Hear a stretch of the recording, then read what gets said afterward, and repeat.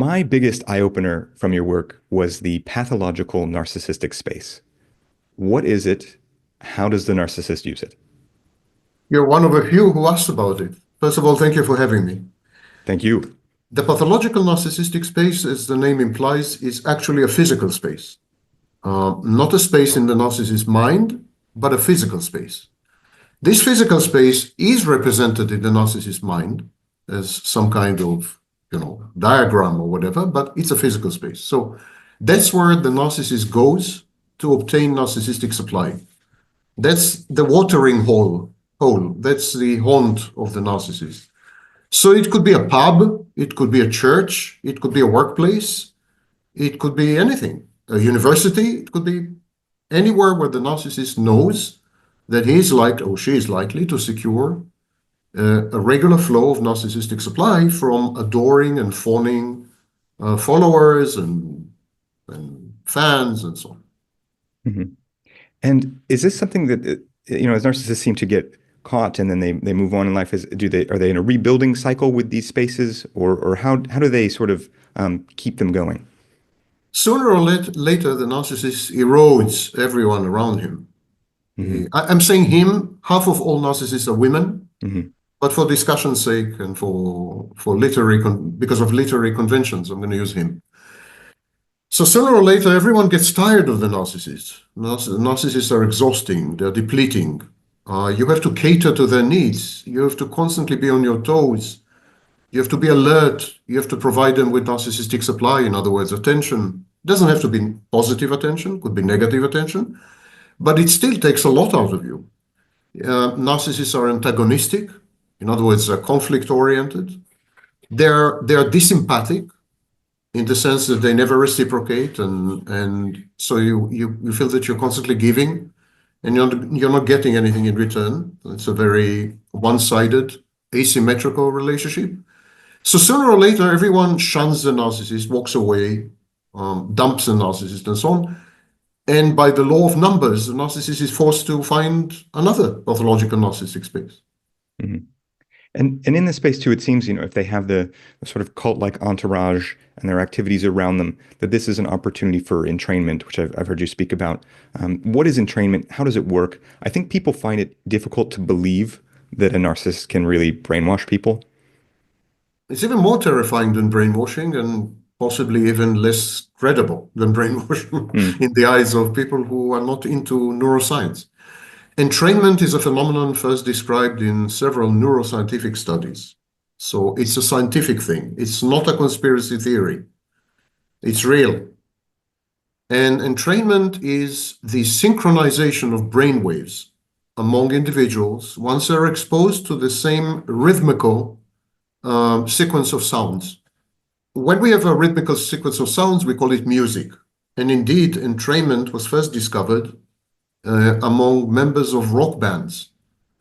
So the brain waves of participants in rock bands, the drummer, the singer, all their brain waves get synchronized, and their brains become indistinguishable from one another. So they develop a hive mind, they develop a single overriding brain. I mean, physically, literally, that's not a metaphor. So this was first discovered among people participating in rock bands and then in sports and so on and so forth. And then it occurred to me that the narcissist uses sequential rhythmic sounds in the form of verbal abuse. The narcissist's verbal abuse is highly ritualized and is very reminiscent of a prayer. It would stand to reason that a prayer would synchronize brainwaves. A prayer is a sequence of sounds which are oft repeated and so on, very much like music. Indeed, the origin of music has been religious. And so we have liturgical music and Gregorian chants and what have you, requiems and so on. So the narcissist does the same. Narcissism, in my opinion, is a form of religion. We can discuss it a bit later. But the narcissist does exactly the same. He repeats mantras, he repeats slogans, he repeats well-chosen words and phrases ad nauseum. And he does that vociferously and repeatedly and emphatically. And I think that this should create entrainment by any definition of the word. And I think that's what the narcissist does. I think, let it be clear, there are no studies that support this speculation hitherto. But it stands to reason, let's say. And so what the narcissist does, he synchronizes his brainwaves with his victim's brainwaves. And he creates essentially a single brain with two extensions, but it's a single brain. And all the dynamics within this single brain are identical. So it's much more than brainwashing. Brainwashing is also, the narcissist also brainwashes the victim. The narcissist uses something known as introjection, which is a psychological process where you internalize the beliefs and the values of another person.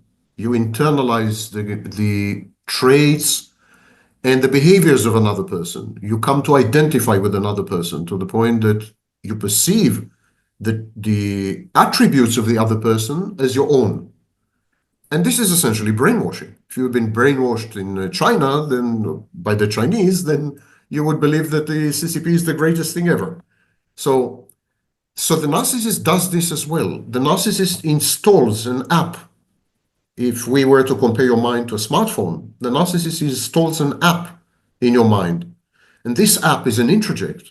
And this introject is the avatar of the narcissist. It's the narcissist representation in your mind. And it's highly active. It continues to interact with you. It collaborates with other introjects.